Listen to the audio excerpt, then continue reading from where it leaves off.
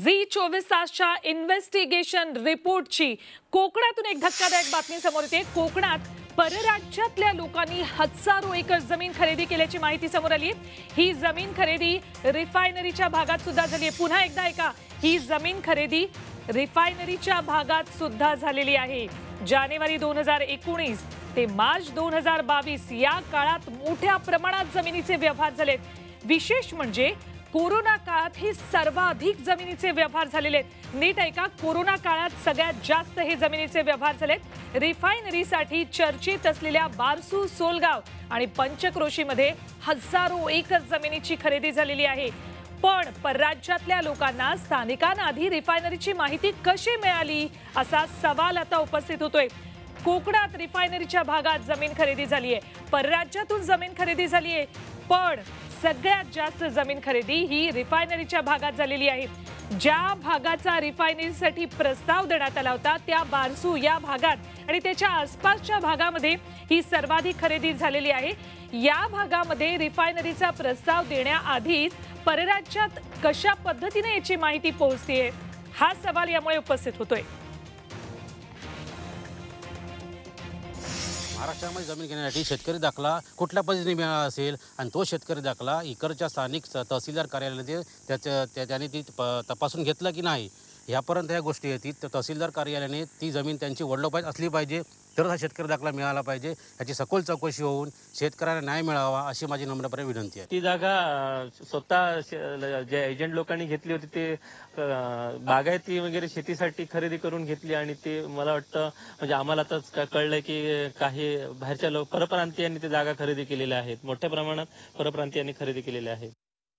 तर Zee 24 तासच्या investigation report मधून आणखी काही धक्कादायक माहिती समोर आली आहे, त्याबाबत आपल्याला सांगतायत माझे सहकारी अमित भिडे। अमित, खरंय सुवर्णा, कोकणामध्ये मोठ्या प्रमाणावर परराज्यातून जमीन खरेदी झाली आहे। नेमकी कुठून ही जमीन खरेदी झाली याची उत्सुकता आहे, पाहूया आपण ग्राफिक्सच्या माध्यमातून। चला तर आता आपण ही बघतोय कोकणात परराज्यातून झालेली जमीन खरेदी। जम्मू काश्मीर मधून कोकणात खरेदी झालेली आहे, पश्चिम बंगालमधून जमीन खरेदी झालेली आहे, ओडिशामधून ही जमीन खरेदी झालेली आहे, त्याचबरोबर उत्तर प्रदेशातून सुद्धा कोकणात जमीन खरेदी झाली आहे, कर्नाटकमधून जमीन खरेदी झालेली आहे।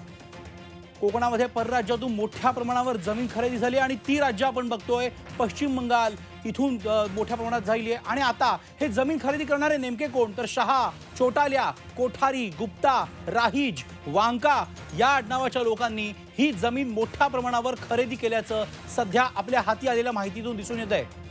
तर आता आपण ही बघत होतो ही माहिती, परराज्यातून जमीन खरेदी करणारे कोण, त्याचबरोबर कोकणात आता ही जमीन कुठे खरेदी झाली आहे याची तुम्हाला उत्सुकता असेल तर ती सुद्धा माहिती आता आपण ग्राफिक्सच्या माध्यमातून करणार आहोत। राजापूर तालुक्यातील देवाचे गोठणे या भागामध्ये सर्वाधिक जमीन खरेदी झालेली आहे।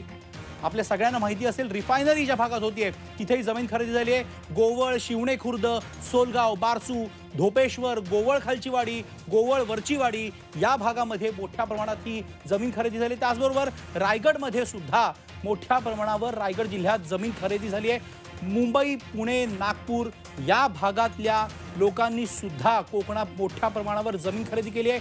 औरंगाबाद, हिंगोली, परभणी इथून सुद्धा कोकणात जमीन खरेदी झाली आहे। नाशिक, पश्चिम महाराष्ट्रातल्या काही धनाढ्य लोकांनी सुद्धा इकडे जमीन खरेदी केलेली आहे। तर आता आपण सुवर्णा ही सगळी माहिती बघतोय, औरंगाबाद, हिंगोली, परभणी, कोकण, पश्चिम महाराष्ट्र या भागातून आपण ही सगळी जमीन खरेदी झालेली बघतोय। Over to you Suvarna. बरोबर आहे अमित, अत्यंत धक्कादायक माहिती तुम्ही आपल्या प्रेक्षकांपर्यंत पोहोचवली। थेट काश्मीरमधनं सुद्धा जमीन खरेदी झालेली आहे। या सगळ्या संदर्भात आपण जाणून घेणार आहोत आमचे रत्नागिरीचे प्रतिनिधी प्रणव पोळेकर यांच्याकडून। प्रणव, अत्यंत धक्कादायक म्हणावं लागेल हे सगळं, काय गोलमाल आहे हा सगळा प्रकार? स्थानिकांच्या आधी परराज्यात कशी काय माहिती मिळते या ठिकाणाबाबत?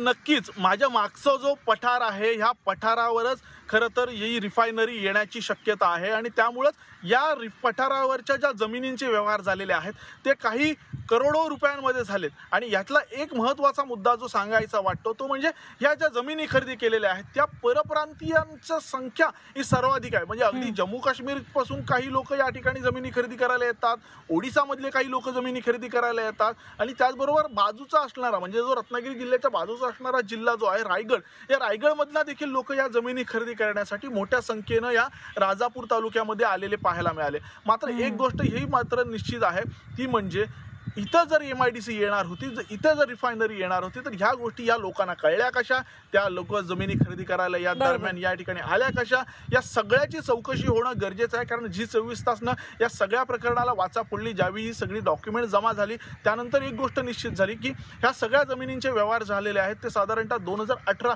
ते 2020 या दरम्यान झालेले आहेत. आणि त्यामुळे या सगळ्या जमिनी ज्या विकल्या गेल्या, जमिनी खरेदी करणाऱ्यांची चौकशी होणं गरजेचं आहे. त्याचबरोबर जमिनी विकल्या ज्यांनी मुखत्यार करून आपल्या नावावर करून घेतल्या होत्या त्या सगळ्यांची चौकशी होणं गरजेचं आहे.